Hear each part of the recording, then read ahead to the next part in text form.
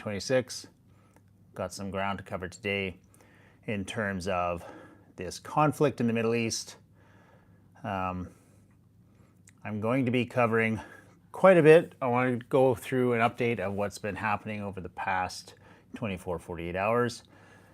It's going to cover the various attacks that have happened, as well as some of the political nature of things. I also want to get into some of the Kurdish involvement, as well as an update on the Iranian uprising. I was doing a little research into maritime mines because it is not my expertise. However, with the Straits of Hormuz being allegedly mined, it is an interesting topic to get into, especially given the fact that the Iranians are saying that they're going to provide safe passage despite the fact that the strait has been mined. So, begs the question, how are they able to do that? I'm also going to cover a few other various topics, including the humanitarian crisis that we're seeing, as well as cascading effects of this conflict around the world. So, pretty involved discussion today on everything that is happening. I will take questions in the chat. Keep in mind, I am an oil and gas worker. I'm currently in the Middle East. So I'm not an expert on warfare by any means, but I am here on the ground, and so I am trying to understand everything that's happening as best I can. All right, so as of this morning, March 17th, 2026, war in Iran has entered a phase of intensified regional escalation, if you will, and we've had signs of direct, somewhat tentative communication between Washington and Tehran. So latest military developments and some of the escalation. We have expansion into Lebanon. The conflict has expanded into a multi-front ground war. On March 16th and 17th, the Israeli Defense Forces launched a targeted ground operation against Hezbollah strongholds in southern Lebanon, specifically targeting the town of Qiyam. Hezbollah has claimed to repel these advances, reporting the destruction of an Israeli Merkava tank near the Qiyam detention center with a guided missile. There's been strikes inside of Iran. The US and Israel have maintained a high-tempo air campaign early on Tuesday morning, March 17th, so this morning. The IDF announced a wide-scale wave of strikes against Iranian infrastructure across Tehran. Reported targets included the headquarters of the IRGC Navy in eastern Tehran and an aircraft used by the senior leadership in the Marab airport. From a Gulf infrastructure attacks, this would be the Arabian Gulf, Persian Gulf, Gulf as I call it. I get a lot of grief in the chats. People have their preference. Regional energy hubs remain under heavy fire, basically. The UAE's Shah gas field suspended operations following a drone attack that sparked a fire. The Faraja oil hub, UAE, was targeted again. Saudi Arabia reported a massive engagement in the early hours of March 16th, intercepting a total of 61 drones in its eastern region. We also had some alerts where I am this morning. Again, shelter in place. And, it's been constant. Pretty much every day there's something. We did have a little bit of a lull for a few days, but just when you think things are calming down, there's a few more missiles and drones and some interceptions. The IRGC issued a formal warning on March 16th for employees of U.S. companies in the Gulf to evacuate, stating these areas will soon be targeted. So, interesting escalation. Employees of U.S. companies. So this would be civilians being targeted. I don't know if that's true in entirety. I mean, we get such conflicting reports from media skewing everything. So unless you see it directly on X from an official account, it is hard to say if this is legitimate, right? Situation in Israel. So we have some intercepted Iranian missile fragments fell within Jerusalem Old City early Tuesday. Impacts were recorded in the Greek Orthodox and inside the Al-Aqsa Mosque compound. Sirens sounded across central Israel on the morning of today as the IDF intercepted a fresh barrage of missile launches from Iran with no fatalities reported in this specific wave. Paramedics treated several individuals for injuries sustained while rushing to shelters. This is Iran behind me, but there's a lot of that kind of destruction also going on inside Israel. So the casualties that are being reported seems to be a little bit unrealistic. How can you destroy an entire apartment complex and have nobody die? But the Israeli Ministry of Health reports that 12 civilians have been killed by Iranian fires since the war began February 28th, with the cumulative injuries rising to 3,369. So hundreds and hundreds of rockets and drones and only 12 civilians killed. I have a hard time believing those numbers, but that is what is officially coming out of Israel. Where am I? For security purposes, as well as my company's guidelines, I'm not going to disclose where I am, but I am in the Middle East, and that's all that I am at liberty to say. So, any kind of moves towards peace or negotiation? Obviously, this is the big topic. We're all looking to see this war end. Everybody except for Donald Trump, seems. But so there's been many public denials for any kind of interest in a ceasefire from both sides, the Iranians and from the Americans. A direct communications channel between U.S. envoy Steve Witkoff and Iranian Foreign Minister Abbas Araghchi has reportedly been reactivated. Araghchi has reportedly sent text messages to Witkoff focusing on a potential end to the war. So I think in this conflict, the Iranians have a cooler heads in this conflict.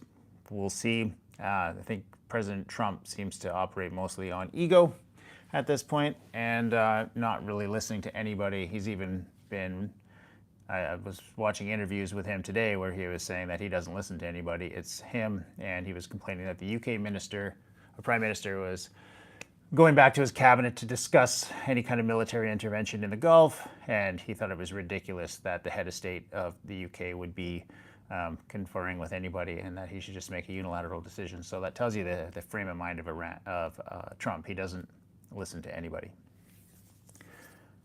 President Trump told reporters on Monday that Iran wants to make a deal, though he claimed the U.S. is hampered by a lack of clarity on who is actually in charge in Tehran following the death of senior leaders. All their leaders are dead. We don't even know who we are dealing with, Trump remarked. Well, that seems like a problem that he created himself, right? Took out all the leadership, and now he doesn't know who to talk to get peace. And Ali Khamenei was very smart, telling all his forces that here's your 2-year plan. If you don't hear anything from the top, just execute these orders. So very difficult to shut this down. 30,000 targets and only 1,400 kills. Same in Iran, American, Israel. 30,000 targets. I don't know about 30,000. I thought it was like 3,000 and only 1,400 killed. But very true. Very, very low death count for both sides, it seems, considering the amount of weapons and munitions that are being used. It used to be like a few pennies for a bullet in a conflict, and now they're sending rockets that are worth millions and no casualties. Very strange. So I had a question yesterday on one of my videos about Karg Island. This is whether or not there would be any move towards oil being sold in Yuan. Reports have emerged that Tehran is developing a plan to manage traffic through the Strait of Hormuz by permitting a limited number of tankers to pass only if the cargo is traded in Chinese yuan. This move is seen as an attempt to bypass Western financial sanctions and deepen ties with Beijing during the conflict. Considering that China is financially providing aid to Iran in this conflict, it would make sense that this is a legitimate report and that it will happen, likely. Considering the sanctions against Iran, that's really their only option. Iran will stop when the U.S. pulls out of the Middle East and flattens Israel. Well, definitely when they will pull out of the Middle East. I don't know if they'll go all the way to flattening Israel. I mean, you look at what Israel has done to Gaza over the last couple of years, and they still haven't flattened it completely, and Israel's quite a bit bigger, so still doing significant damage. Looking like the USA will need a coup to lower the price of energy. Second Amendment, right? Yeah. All right, negotiations. Two sides have issued starkly different requirements for a cessation of hostilities. So this goes back to the question at hand, what we need to find an off-ramp. So from the Iranian perspective, where do I read my information from? Everywhere. If you look at who I follow on TikTok, you'll see that I've got, 40 foreign media outlets that I watch. I'll download the videos that they have. I'll put them into transcription software and get them translated into English so I can understand what they're saying. X, I'll follow people that are Iranian leadership directly to try and get their direct quotes, direct posts that they put out. Again, it's all propagandized, right? The Iranians are going to say one thing that's in their best interest and the image they want to portray, and the West is doing the same. So try to figure out some middle ground, as well as news reports and talking to people here in the Middle East, because there's a lot of people from all nationalities here. So I might speak to somebody that's from Jordan or Brazil or a local national from the country, and they have information that they're getting, and that will give me input as to where to research, different topics to research. And I try to get all sides. So I'm sure everything I say is not 100% accurate, but I'm trying to do the best I can, because it's pretty murky right now as to what is legitimate. But the president of Iran has listed 3 non-negotiable terms. So they want full recognition of Iran's legitimate rights, including its nuclear program, payment of reparations for war damage, and firm international guarantees against future U.S. or Israeli aggression. U.S. conditions, President Trump has maintained a demand for unconditional surrender, defining it as the moment Iran can no longer fight because they don't have anyone or anything to fight with. Pretty obscure condition, telling a country that they should not have the right to defend themselves or self-determination. He wants to select the leader.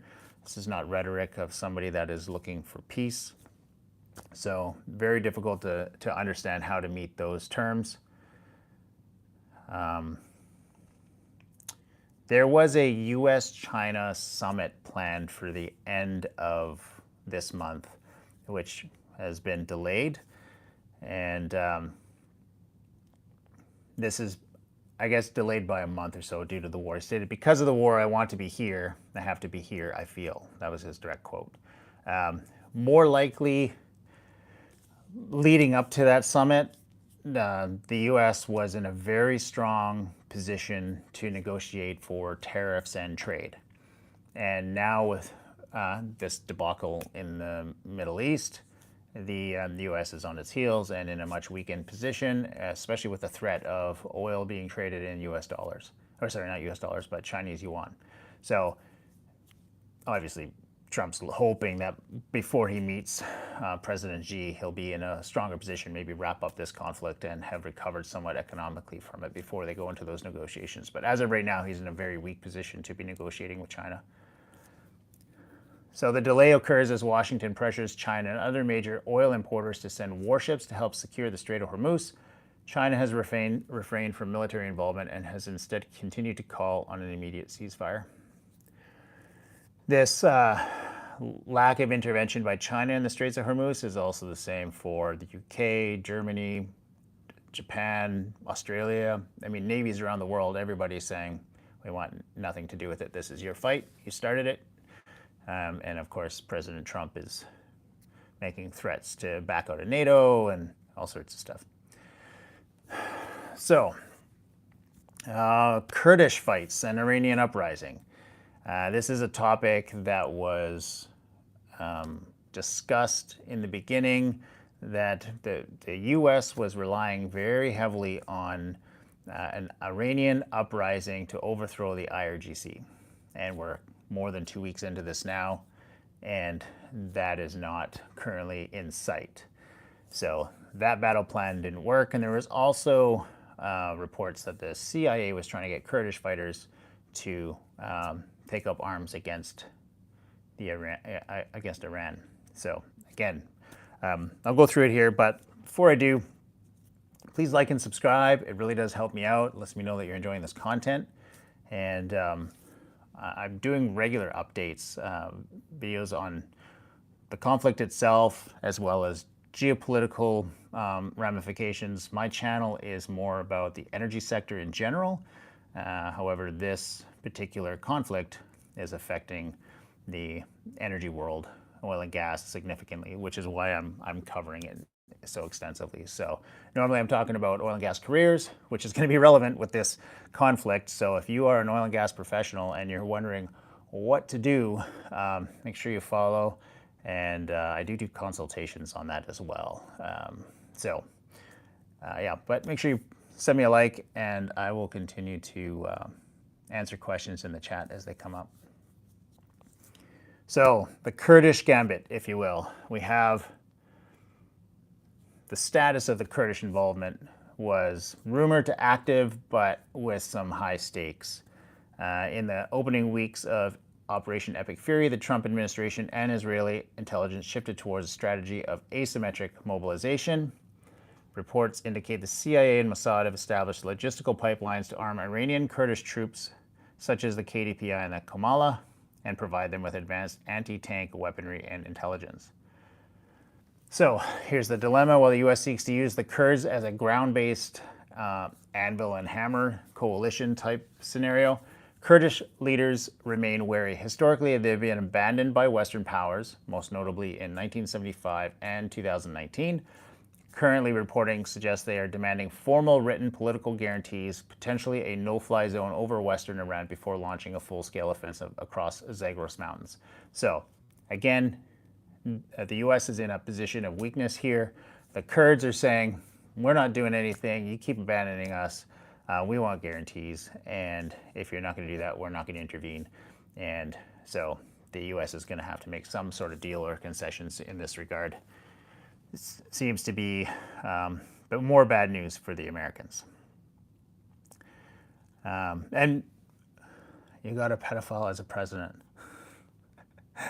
I'm Canadian, so it got nothing to do with the American president or any political ties. If anything, they've alienated Canadians as much as anybody. So, not to say that our president is any better, but so what do you do you support the Epstein class war? Yeah, I'm not sure if that's directed at me. No, I don't support war at all. I'm very much against war. I think war should be fought by the leaders. If one leader of one country has a problem with another country, I think those two should fight it out. And if they want to fight to the death, let them do it one-on-one. I don't think that we should be bombing civilians or bombing infrastructure. I think it should be almost an AI chip that goes in their neck, and if they have thoughts of going to war, like fries their brain or something. I don't know. Something other than sending thousands of people to their deaths because we have one individual that wants to do one involved in a war. All right. So we had the uprising scenario. The strategy of banking on a domestic Iranian overthrow is kind of a paradox of nationalism at this point.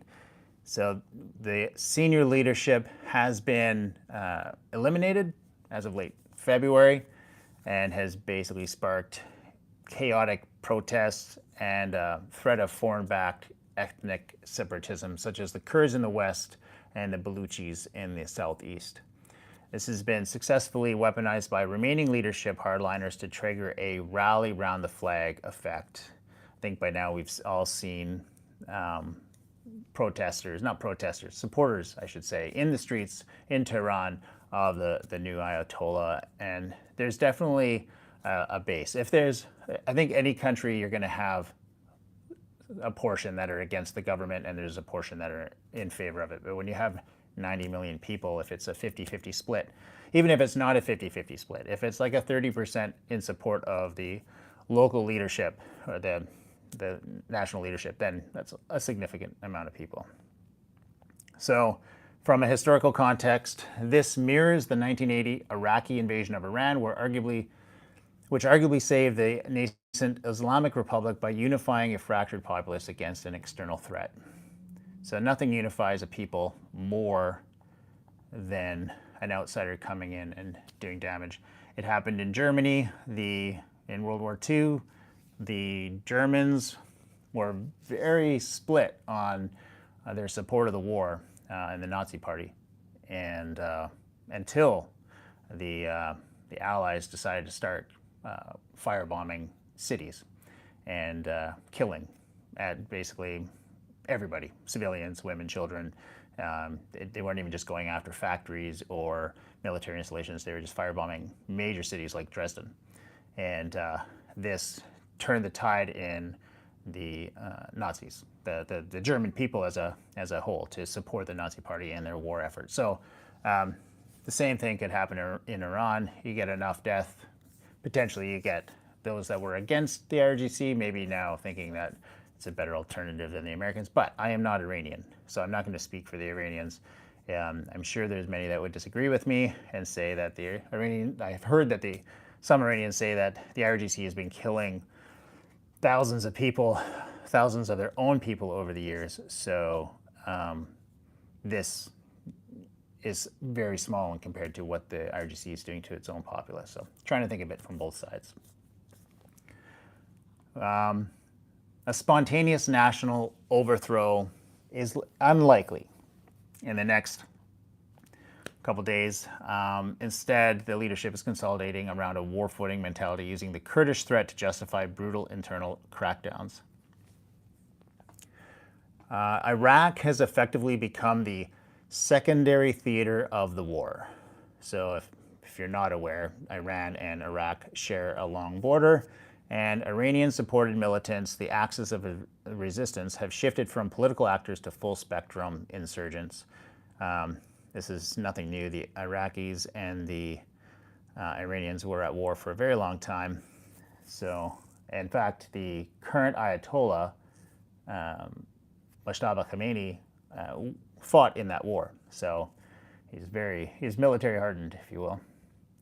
In the last 24 hours, we've had some escalation. The Islamic resistance in Iraq, an umbrella for groups like Hezbollah and the Saraya Awliya al-Dam, these are not my native tongue words, so I'm trying my best, claimed 21 operations against U.S. interests in just the last day. So we've got attacks into Iraq against U.S. interests. Militias are targeting the Kurdish regional government to punish them for their perceived alignment with the U.S. The Lanaz refinery in Erbil was struck on March 14th, highlighting a strategy of economic strangulation alongside military harassment. We have the KC-135 incident, a major point of contention. It's the crash of this Stratotanker in western Iraq. While CENTCOM maintains the loss was non-hostile, IRGC-linked media are claiming the resistance proxies successfully downed the aircraft, using this as a propaganda tool to embolden militia recruitment. So things are happening in Iraq. So another development in this war, I'm sure some of you have seen video footage of it, is FPV drones hitting buildings inside Iraq military compounds. This is coming out of the Ukrainian war theater. So we're starting to see that, which is very worrisome because these are very small, hard to detect, hard to intercept, but we are starting to see that. So this is perhaps the most significant tactical development reported in the last 48 hours. We've had successful deployment of the FPV drones, which is first-person viewer drones, against hardened U.S. targets. The Ukraine to Baghdad tech transfer, militias have adapted a low-cost, high-precision FPV tactic seen in Eastern Europe, unlike the slow-moving GPS-guided Shahed 136, which can be intercepted by Iron Dome or Phalanx systems. FPV drones are pilot-controlled, making them immune to standard electronic warfare, such as geofencing. Highly maneuverable, capable of flying into hangar doors or air intake vents. On Sunday, KH released footage of an FPV drone strike striking Camp Victory near Baghdad. It bypassed traditional CRAM, which is your counter-rocket, artillery, and mortar defenses, suggesting a gap in short-range terminal protection for U.S. logistics hubs. So very worrisome. These can be mass-produced by the tens of thousands in a very short period of time, and you can imagine swarms of these being put into this theater. All right, based on the intensity of the last 48 hours, what are some probable outcomes? Do I believe Netanyahu is no longer with us? That's hard to say. Lots of AI videos that even when you put the video into software that detects AI, it'll say this is AI. So the videos are likely AI, but maybe he's in a bunker or maybe he's in a hospital. I did see one take that he was injured and then medevaced out of Israel. They tried to land in Cyprus, were denied landing, went to Italy, were denied landing, went to Germany, finally were able to land in Berlin. I think they were initially rejected, went to a hospital.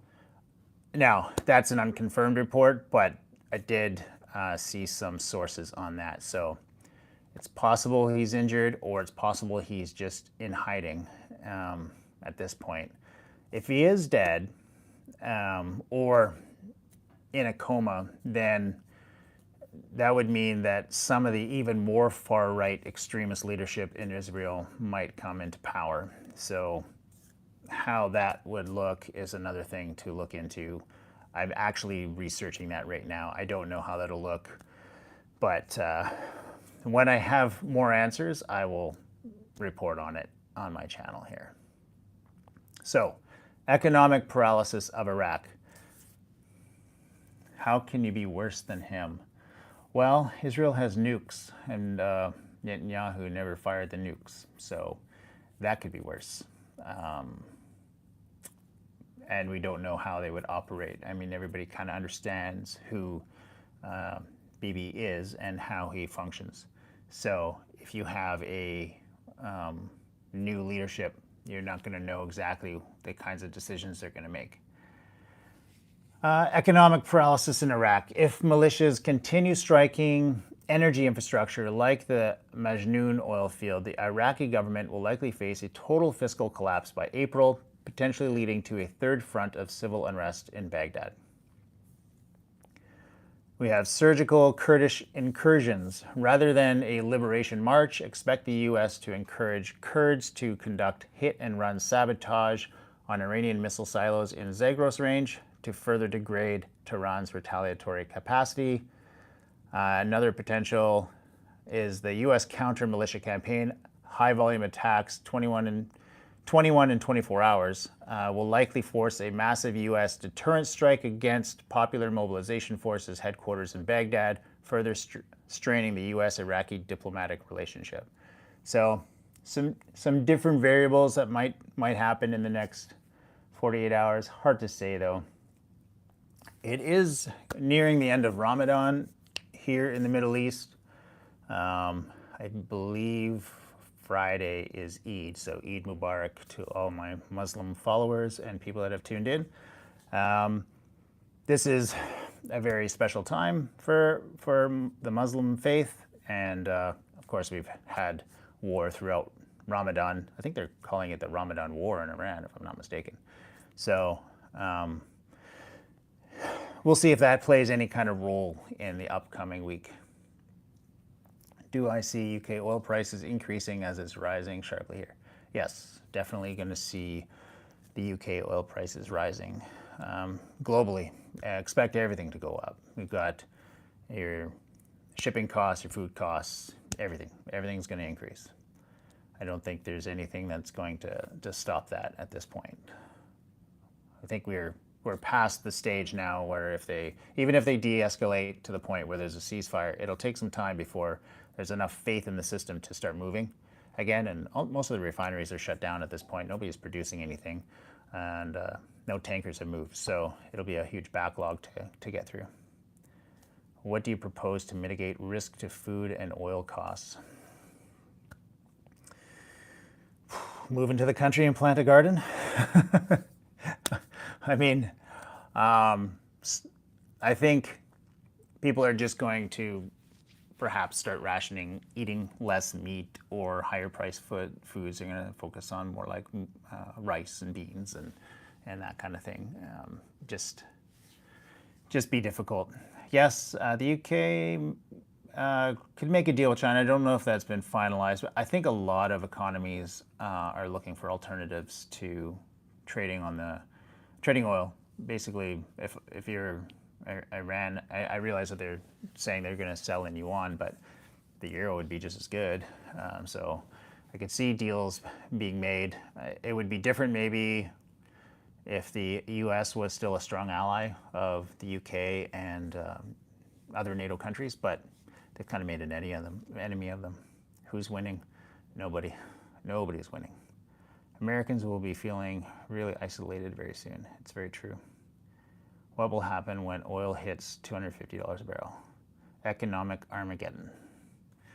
Economic Armageddon. It'll be disastrous.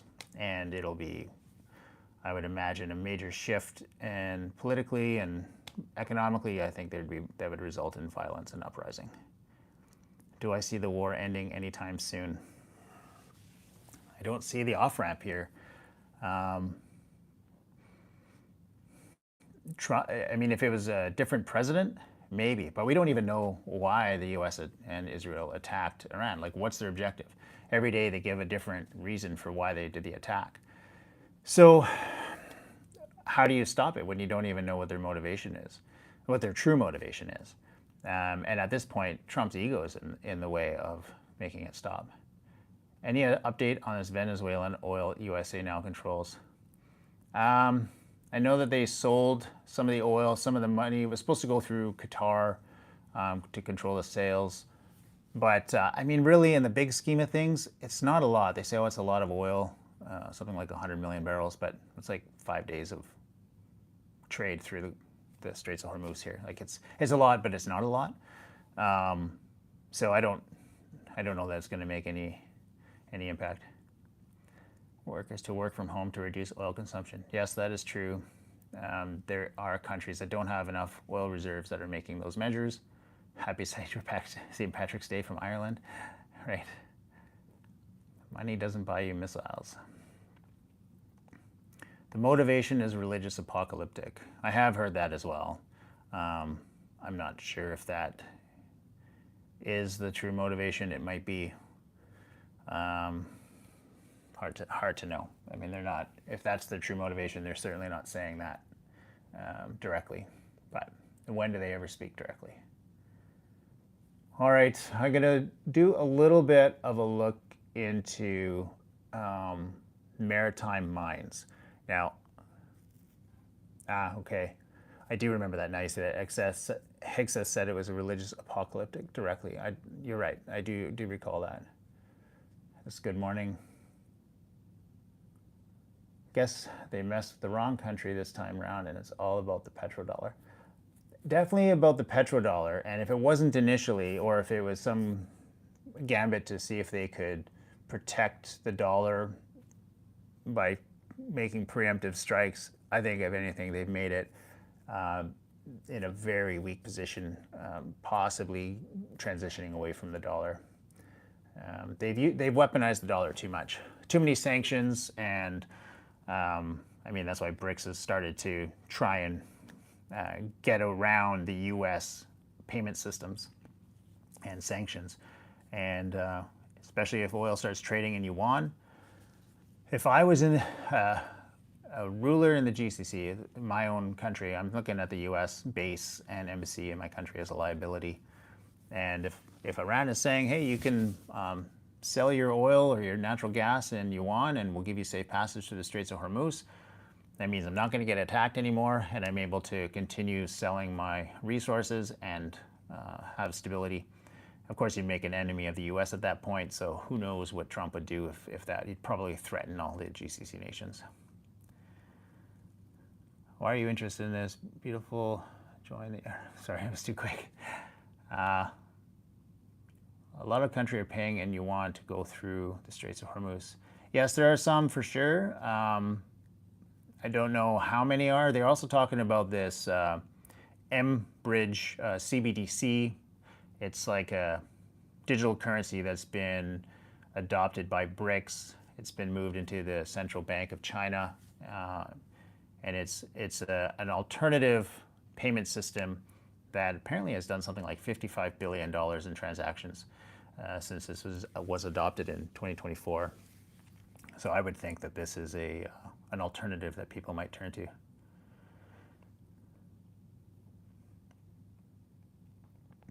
So sorry, I'm just reading the comments here. It will take time before the economy recovers. I'm not even sure that it will recover at this point. I think this really weakens the U.S. But the U.S., I mean, if they get too cornered, I think they could become very dangerous. Remember, they are a nuclear power, and you've got kind of a crazy man at the helm right now, it seems. He doesn't know how to negotiate. All he knows how is to bully people into getting what he wants. But when they don't comply, he doesn't know what to do except continue to threaten. And so I don't know if this continues to escalate, if he doesn't back out. There's two alternatives. One, he's going to back out and say we won and leave everybody wondering what that means. Or he'll continue to push, thinking that he can just continue to escalate and eventually the Iranians will capitulate. So looking at the maritime mining of the Straits of Hormuz, is it possible at this point to impeach Trump? I don't know about now, but in midterms in November, it's possible. I think at this point, there's going to be a very low opinion of the Republican Party, so they'll likely lose the midterms, and if they lose the House and the Senate, then impeachment is very likely, I would say. It's time to sell our cars. You gonna walk? All right, so I'm just going to talk a little bit about the mine. So we've got just some historical context. Now, I'm not an expert on military or weapons, but I did a little research because I was interested in this. So we have the Hertz-Horn era, 1870s to the 1940s. This is the classic spiked mine, which relied on a chemical reaction. So crushing a lead horn broke a glass vial of sulfuric acid, completing a battery circuit to detonate the charge. These were indiscriminate. They could not distinguish between a hospital ship and a battleship. So World War II through the 1990s, designers realized ships are loud in the physical environment, and they emit magnetic, such as distorting the Earth's field, acoustic, engine noise, and pressure displacement signatures. This led to multi-influence fusing, requiring 2 or more signatures to be present before detonation to prevent easy sweeping. So instead of a physical contact, now you require more magnetic, acoustic, and pressure signatures. So one of the reasons I'm looking at this is because Iran has said that they could mine the Straits of Hormuz, but they've also said they would offer safe passage to vessels that purchased oil and gas in Yuan. So how can they do that? How can they offer safe passage? So there's a couple different things here that I will go through. It's actually a really interesting topic. So this is modern smart mine architecture. Today's mines, such as the Asteria or the Iranian Sadaf II, derivatives are essentially stationary underwater computers. The SMART designation refers to 3 primary subsystems.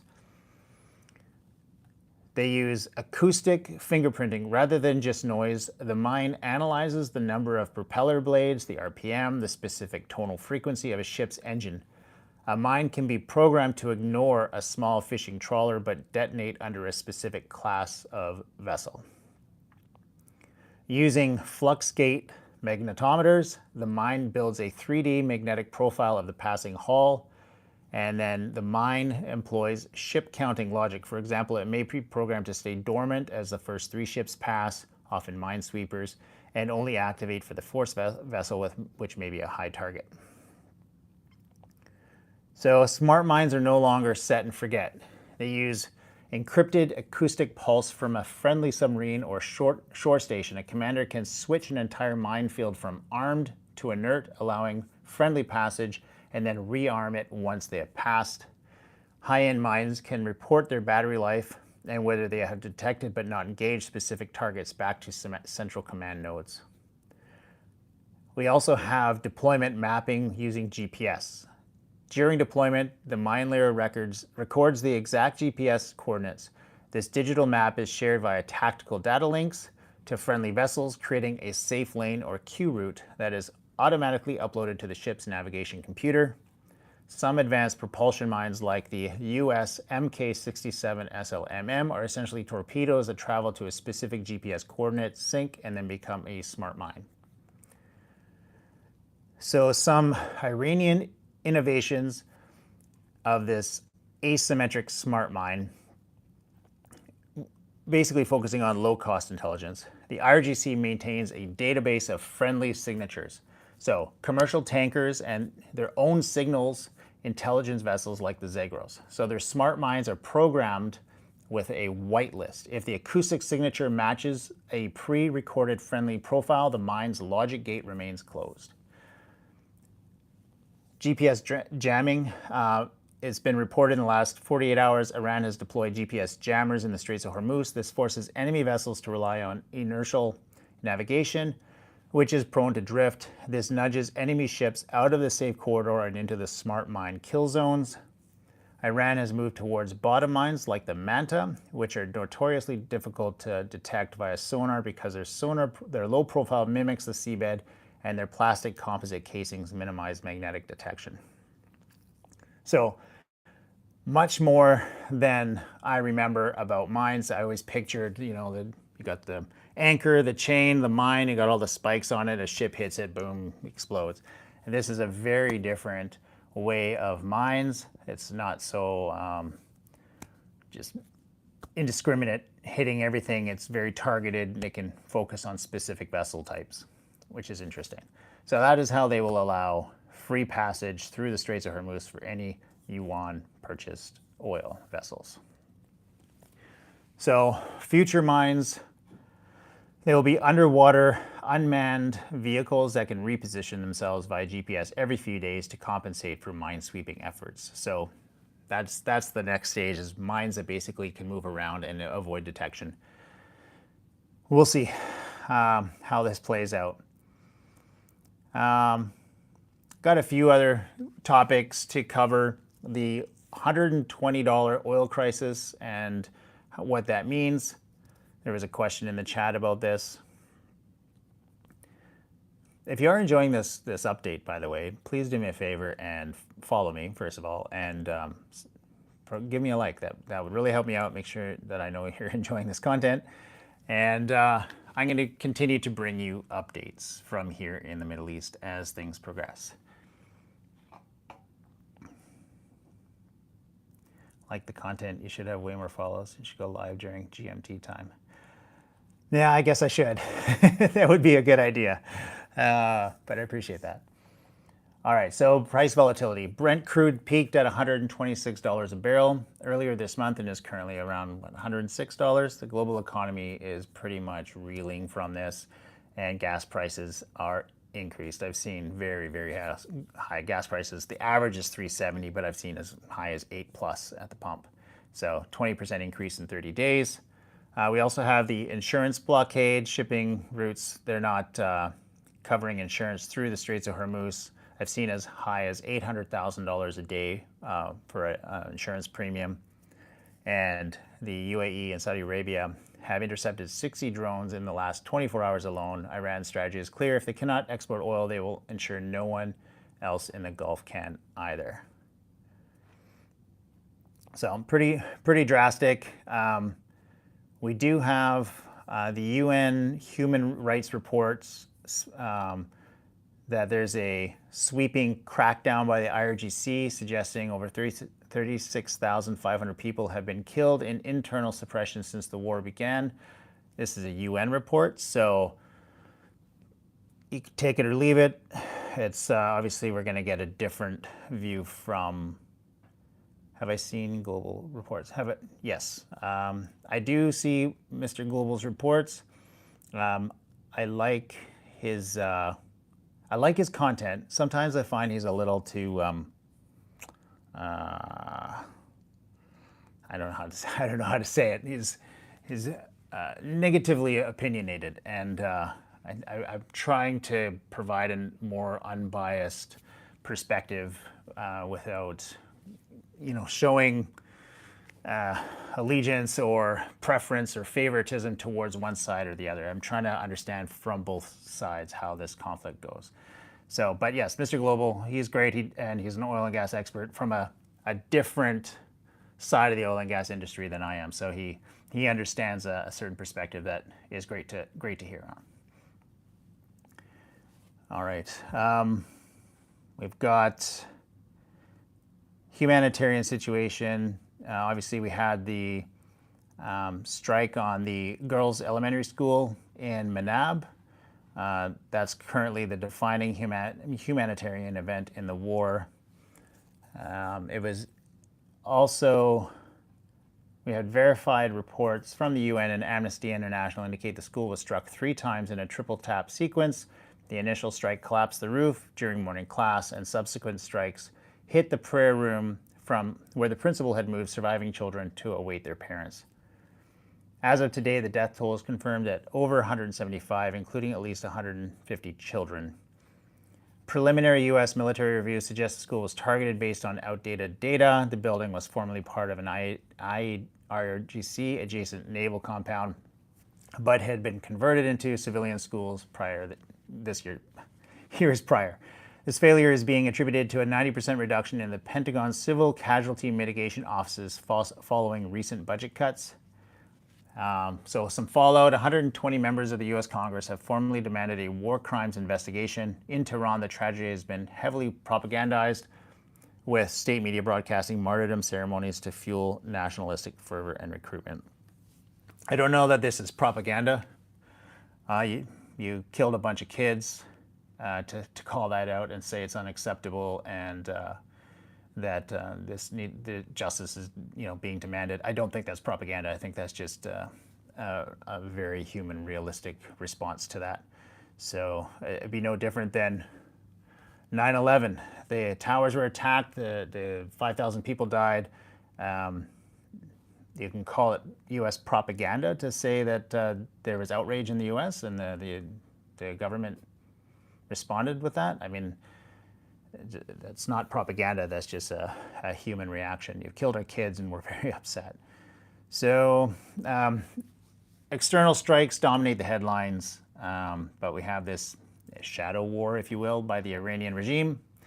I don't like to say Iranian regime. I did have a comment saying not to use the word regime because that is propaganda. So Iranian leadership against its own citizens that's reached unprecedented levels of violence. U.S. Special Rapporteur report Mai Sato presented findings to the Human Rights Council in Geneva yesterday.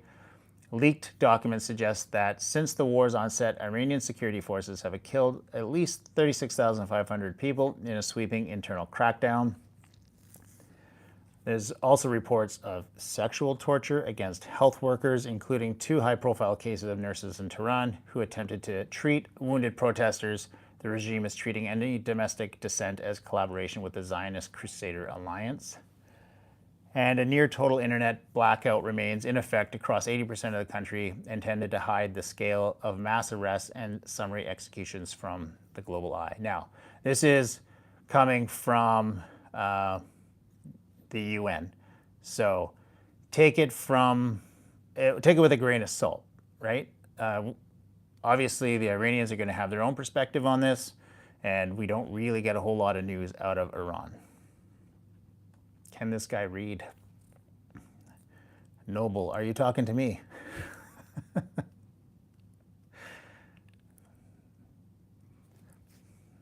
not sure. If you're asking me a question, yes, read my text. I can't go back, can I? I never tried scroll. Oh, I can go back. I never realized I could scroll back through the chats. Long live defenders of Epstein like USA. And that's your comment. Long live defenders of Israel and pedophiles and Epstein. Okay, interesting. I tend to disagree, but all right. So, yeah, Bella the cat. Don't give people like that any attention. All right. So healthcare in the crosshair. Since March 1st, 18 healthcare sites in Iran and 25 in Lebanon have been damaged by kinetic strikes. This has led to the total collapse of vaccination programs in the region. Water and power scarcity, strikes on refineries and desalination plants have left an estimated 4.5 million people in southern Iran with intermittent access to potable water. And because the Strait of Hormuz is functionally closed, the World Health Organization logistics hub in Dubai has suspended over 50 emergency supply requests. Life-saving medicines destined for Gaza, Afghanistan, and Sudan are currently rotting in containers as insurance rates make shipping impossible. So definitely a humanitarian crisis developing as we move through this. Look for health diplomacy pushed by the UN in the next couple days, as there are rumors of a proposed 72-hour humanitarian pause specifically to allow the Red Crescent to recover bodies in Manab and to permit the delivery of insulin and polio vaccines. However, the U.S. demand for unconditional surrender and Iran's refusal to acknowledge the internal massacre, making a ceasefire unlikely. Instead, the humanitarian crisis will likely become the primary catalyst for European third way intervention. So we've also got kind of a cascading crisis developing. Like, everybody's focused on what's going on in the Middle East, but this isn't the only place that is in either active conflict or in duress. And as this conflict continues to grow, more resources are pulled away from some of these other conflicts or escalating some of those conflicts. So I'm just going to cover that real quick. We've, of course, got the war in Ukraine with Russia. This is the 5th year. They've confirmed yesterday that Russian forces have seized 12 settlements in eastern Ukraine in the first 2 weeks of March. The strategic focus is currently a pincer movement towards Sloviansk. Moscow drone swarms in retaliation. Ukraine launched a massive strategic depth strike last night. Reported over 35 drones intercepted over the capital. This reflects Kyiv's war at home doctrine designed to make the conflict felt by the Russian elite. An interesting thing on Russia is the fact that now their oil isn't as sanctioned and they can sell it at a higher price, especially since the oil is basically, and natural gas is blocked through the Straits of Hormuz. They can make up some of the demand. Not all of it, but they could make up some of it. So, so this benefits Russia and refills the war coffers as they go into continue their fight in Ukraine. Russia has no right to defend itself, but America has got all the right to defend. Ukraine took way more land in the last month. That's true. Ukraine's been making a lot of progress. They're doing like drone swarm attacks, kind of like the old World War I artillery barrage, and then the troops follow them behind, and they're doing that with drones. A huge attack, targeted attack, and then they move their front forward. We also have a kind of a diplomatic shift. Russia agreed to stop recruiting Kenyan citizens for its front lines after intense pressure from Nairobi. So there are Africans fighting in the war in Ukraine on behalf of the Russians, like soldiers for hire. Ukraine is defended by 49 countries. They still can't win.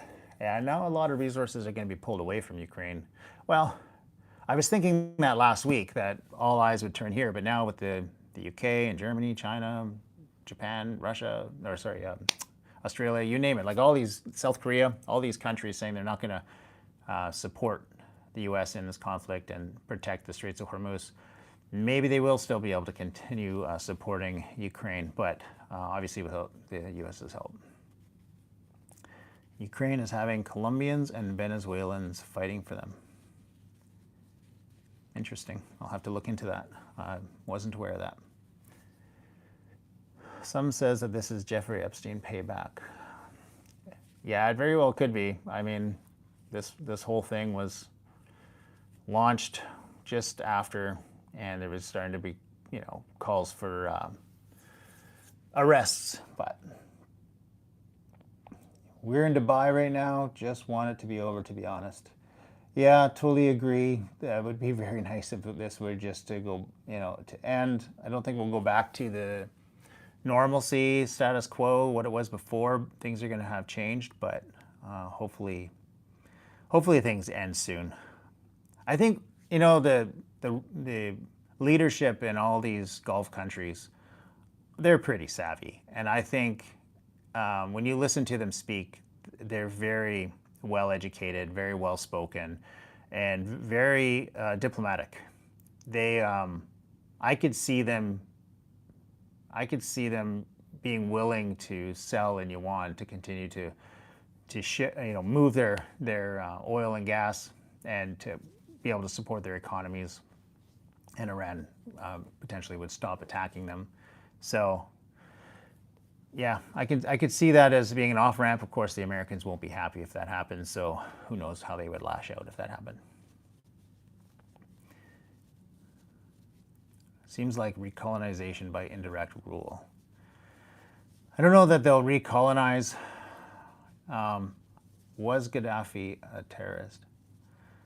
I was in Libya for 2 years, and this is before Muammar Gaddafi was killed. And it was very nice. The Libyan people were great. I was out on a rig in the middle of the Sahara Desert for most of it, but they invited me in when I was rotating through on my days off, and go for dinner with them on the Mediterranean Sea and walk along the boardwalks in Benghazi and Tripoli, and very nice. So the whole fact that they killed Muammar Gaddafi, I don't know. Education, yes, education was free, housing was free, medical was free. Yeah, so very interesting. So we've got Afghanistan and Pakistan as also being another conflict that's going on. It's a major border conflict between the Taliban and Islamabad. And over the past week, Pakistan launched airstrikes on Kabul, Kandahar, Bagram, targeting the TTP hideouts. And the humanitarian toll reports 146 civilian casualties since March 1st, and nearly 66,000 people have been displaced along the border in the last 48 hours. We also have the China's cognitive silence. It's currently performing a basically masterclass in strategic ambiguity while the U.S. Exhausts its precision munition stockpiles in Iran. In a bizarre tactical shift, the PLA Air Force has seized almost all sorties into Taiwan's since the late February. Analysts are debating if this is a lull before the storm or a relocation of assets to protect Chinese tankers in the Indian Ocean. So very interesting. I mean, there is lots of speculation that Russia going into Ukraine would give an excuse for China to invade Taiwan. They never did. And now you have this active aggression between Israel and the US into Iran. Who are they to say anything against China going into Taiwan? And the Americans are going to be completely tied up in the Middle East and in no way able to intervene in Taiwan if China does do something. Reports from March 13th indicate China is testing signal spoofing drones that project false aircraft signatures as a cognitive warfare tactic intended to bleed Taiwan's air defense readiness by forcing them to scramble at ghosts. Beijing has bolstered its oil reserves to 1.2 billion barrels of oil, preparing for a potential long-term blockade if they move on the first island chain while the U.S. is bogged down in the Middle East. So my understanding is I think China's lost something like a third of its oil imports because they're no longer getting it from the Straits of Hormuz. But they have 1.2 billion barrels in reserve. So they've got a very long road ahead of them with oil.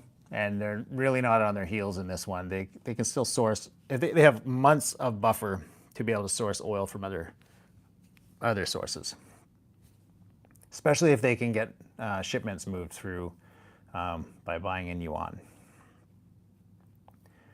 In the Americas, so we've got Central and South America.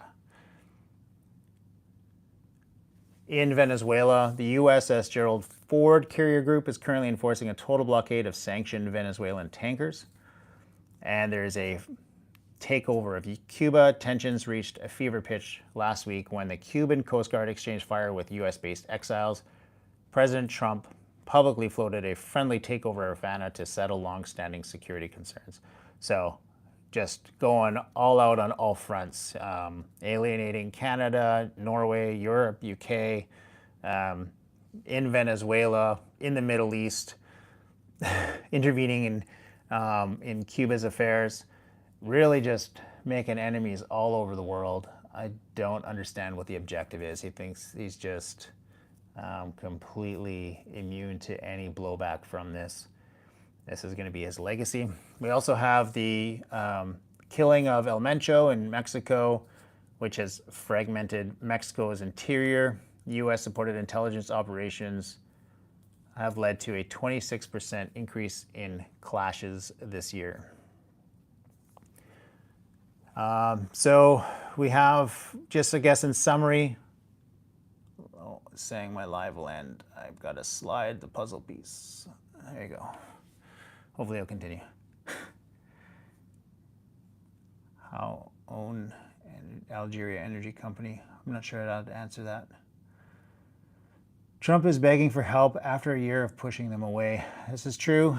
And then initially at the beginning, the UK was going to send support, and he said, we don't need you to send your ships after we've already won. And then a week later, he's begging for them and chastising them for not helping. So just, I don't know. It doesn't seem to think what he speaks. So Brent crude, I guess in summary, very volatile. I don't see it coming down anytime soon. Or if it does, it'll continue to go up again. Even if it does go down, you're not going to see prices at the pump come down. That takes months before that recovers. The LNG crisis, we've got a reduction in 30% of liquid natural gas coming out, which is a lot goes to China and Europe. So like Qatar natural gas was the alternative when Russian natural gas was cut off. So now this is basically blocked. It's a real problem for the European markets. I'm not sure who would benefit from that the most. Maybe Canada in the short term, or Australia are alternative sources of natural gas. U.S. inflation is accelerating, 3.2%, while Europe is seeing moderating wages but soaring energy costs, creating a stagflationary trap for the Eurozone. Middle Eastern investment in East Africa agriculture is frozen, and Ukrainian grain exports are being hampered by Black Sea blockades. So the UN warns of a catastrophic food insecurity for 1.2 million people in Sudan and South Sudan. And then about globally 4,000% increase in drone use since 2020 has fundamentally altered refugee flight patterns. Civilians no longer just fear ground troops, but persistent overhead surveillance, leading to more erratic and dangerous migration routes.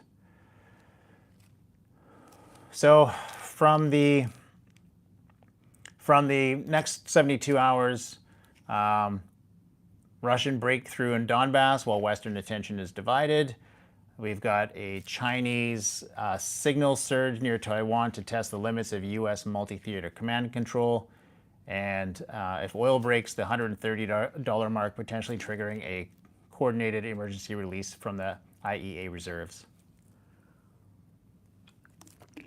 So pretty dire news.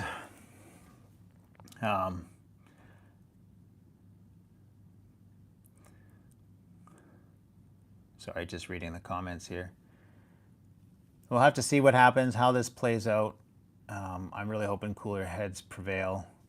One other factor, I did a video on this maybe a week and a half ago now, was a lot of focus on oil and gas. But mid-April, we have the planting season start in the Northern Hemisphere. And there's no strategic reserves for fertilizer. And fertilizer, 30%, 30 to 40% of ammonia and urea come out of the Middle East as derivatives from the petroleum products here. So this is going to be a severe reduction in the available supply of fertilizer for the Northern Hemisphere, and there is no ready alternative supply for that urea and ammonia. So what they're speculating now is that this is going to mean that there's going to be a shortfall of fertilizer, which means a shortfall of crops. One of the main crops is feed corn for livestock, because corn is very nitrogen dependent, and so it requires the fertilizer. So they're talking about 1 to 1.5 million fewer acres of corn, feed corn, being able to be planted. And since it's feed corn for livestock, such as cows and chickens and whatnot, you can expect basically tightening on the food market for cows and chickens, which will mean fewer eggs available, less dairy available. So it'll hike prices all over the place in the food market. And you also have things like sulfur, which gets exported through, which they use to make sulfuric acid, which is used to refine things like nickel and cadmium for EVs, for batteries for electric vehicles. So you could see increased prices for those type of batteries or a shortage of availability. Also helium, a big, major supply. I think it's something like 98% of helium comes out of the Middle East for places like South Korea. And they use the helium for their superconductors, as well as bromine for electronics, and like the fire retardant coating on electronics, and ethylene, which they use to make plastics. So a huge shortfall, at least 30% of the global supply on all of these things. Yes, and semiconductors, absolutely. And very crazy how the focus is oil and gas, but it's not just oil and gas. It's a third of the raw materials that we need to make the society run. And there will be some alternative sources if this continues that will start up, but it all takes time. And if you break the supply chain, it just takes time. Like if, for example, if you're going to start up an LNG project in any other part of the world, well, you got to get the planning in place. You got to get the rigs there. You got to have to order steel for the casing and for the pipeline, and upgrade your ports infrastructure to be able to handle the vessels, to be able to transport it. Like, it's not a flick a switch and you can just ramp up and replace 20% of the world's supply of oil and gas and 30% of the world's supply of other oil derivatives. So this is a big deal, and we'll see what happens as this continues. I really hope that cooler heads prevail, and I hope you enjoyed this. I should follow Mr. Global. Excellent post. I do follow Mr. Global yet, and Geo Hussar as well, and a few others. But mostly I follow news networks from different parts of the world, like Korea and China and Japan, and you know, different alternative news media, and then I try to translate that into English. My mineral rights check will be nice, but I'd rather not be having people to do it. Okay. So that's my update for today, 17th of March. It's right there. 17th of March, 2026. And I hope you enjoyed this content. I hope you found it valuable. If you do, please be sure to give me a like, but also, more importantly, follow. Check out some of my other videos. I do cover a variety of different topics. So feel free to comment, ask questions. I try to respond to all comments on my videos, and let me know what you'd like to hear about next. Any topics I didn't cover that I should cover, and we'll see what happens in the coming days in this conflict. But I do have a meeting that I've got to get to, so I got to run. But I really appreciate your time. Stay safe, everybody. And as always, thanks for watching.